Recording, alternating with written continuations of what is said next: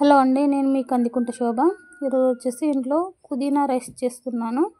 So దాని దగ్గర process చూపిస్తాను, మీరు వచ్చి చూడండి. నాకు తెలిసినంతలో చేస్తున్నాను అనమాట. ఇది వచ్చేసి ప్రొద్దున బ్రేక్ఫాస్ట్గా కానీ, నైట్ డిన్నర్ లెక్క కానీ, లేదంటే ఎక్కడికన్నా వెళ్తున్నప్పుడు బాక్స్లా కానీ తీసుకెళ్ళచ్చు. ఓకేనా అండి. ఒక కట్ట పుదీనా అనేది తీసుకున్నానండి.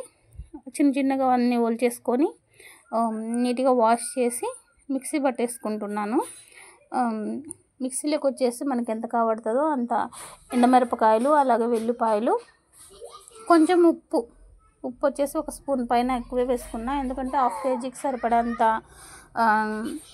నేను వేస్తున్నాను అనమాట. సాల్ట్ చూసుకొని వేసుకోండి. స్టవ్ వెలిగించి హాఫ్ కేజీ రైస్కి వచ్చేసి నేను 3 గరిటెలంత ఆయిల్ అయితే వేసుకుంటున్నాను. మీరు రైస్ పెట్టేదాన్ని బట్టి ఆయిల్ అనేది వేసుకోండి, ఎందుకంటే పులిహోర ప్రాసెస్లో ఉంటుంది కాబట్టి ఆయిల్ ఉంటేనే బాగుంటుంది టేస్ట్. ఓకే, శనగబాళ్ళు అలాగే పోపు దినుసులు వేసుకొని 1 నిమిషం ఫ్రై అయిన తర్వాత ఉల్లిగడ్డలు ఒక 2 కట్ చేసుకున్నానండి చిన్న చిన్నగా. ఆ చిన్న కట్ చేసుకున్న ఉల్లిగడ్డలు ఫ్రై చేసేసుకోవాలన్నమాట. 1 నిమిషం పచ్చివాసన పోయేంత వరకు ఫ్రై చేసేసుకోవాలి. ఆ తర్వాత టమోటాస్ కూడా చిన్నది ఒక టమోటా కట్ చేసుకున్నాను, అది కూడా వేసి ఫ్రై చేసేసుకోండి.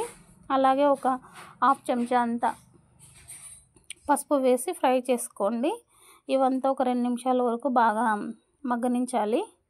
ఆ తర్వాత మిక్సీ పట్టుకున్న పుదీనా మిశ్రమం ఉంది కదా, ఆ మిశ్రమాన్ని మనం కడాయిలోకి వేసేసి కొంచెం బాగా పచ్చివాసన పోయేంత వరకు దగ్గరుండి బాగా మగ్గించాలి. ఓకే, అలాగే కొంచెం కరివేపాకు రెమ్మ వచ్చేసి ఆకులు వేసేసేయండి. ఈ స్మెల్ బాగా పట్టేస్తుంది అనమాట. ఇది వచ్చేసి స్టవ్ సిమ్లో ఉండే చేసుకోండి, దగ్గరే ఉండేడ మాడకోకుండా కర్రీ బాగా కలబెట్టుకుంటూ చూసుకోవాలన్నమాట. ఎందుకంటే అది దగ్గర పడి మాడితే టేస్ట్ ఉండదు. దగ్గర పడేంత వరకు ఫ్రై చేసేసుకోవాలి. ఓకేనా అండి. ఇప్పుడు వచ్చేసి మనం వండుకున్న అన్నం ఉంటుంది కదా, అన్నం మనం ఎంత కావడుతుందో నేను అంత హాఫ్ కేజీ అంతా కలిపానండి. అంతా నేను కలిపేసి పెట్టేసుకుంటున్నాను. ఓకే, అంత పులిహోర మాడిది నీట్గా కడాయిలోనే స్టవ్ మీద పెట్టి చిన్నగా సిమ్లో అందులోనే కలుపుతున్నాను, ఎందుకంటే హీట్కి రైస్కి బాగా పడుతుంది అనేసి అలాగే కలుపుకున్నాను. మీరు అలాగే ట్రై చేయండి. వచ్చేసి 1 నిమ్మకాయ అంతా నేను నిమ్మరసం పిండేసుకుంటున్నాను. ఇంట్రెస్ట్ ఉంటే పిండేసుకోండి, లేకుంటే లేదు. నిమ్మకాయ పిండి వేసుకుంటే బాగుంటుంది. ఓకేనా ఫ్రెండ్స్. ఇప్పుడు టేస్ట్ చేసి చూడండి. సాల్ట్ సరిపోకుంటే ఈ కన్సిస్టెన్సీలో వేసుకోండి. నాకైతే సరిపోయింది. ఆల్రెడీ అన్నం వండినప్పుడు కొంచెం వేసి ఉంటాం కదా ఉప్పు, ఇప్పుడు కూడా సరిపోతుంది. అంతా 2 కలిపితే సరిపోతుంది కాబట్టి నేను వేయలేదు.